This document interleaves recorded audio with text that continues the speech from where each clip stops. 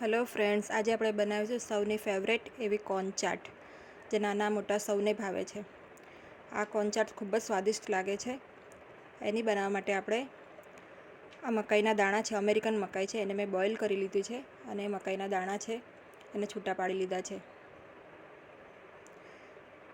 આ દાણા સ્વાદમાં બહુ જ મીઠા હોય છે અને સરસ લાગે છે. આ બાળકોને આ ચાટ ખૂબ જ ભાવે છે. હવે આપણે એમાં એક મીડિયમ સાઇઝના કાંદા છે, એને ચોપ કરી લીધું છે, એ નાખીશું. એકદમ ફાઇન ચોપ કરીને બધી વેજીટેબલ લેવાના છે. હવે એક ટોમેટો છે, એને પણ આ રીતે મેં ચોપ કરી લીધું છે અને નાખ્યું છે.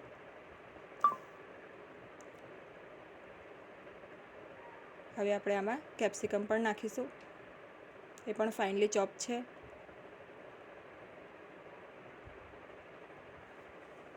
હવે આ કાકડી છે, એ પણ મેં ફાઇનલી ચોપ કરી લીધી છે, એ નાખીશું.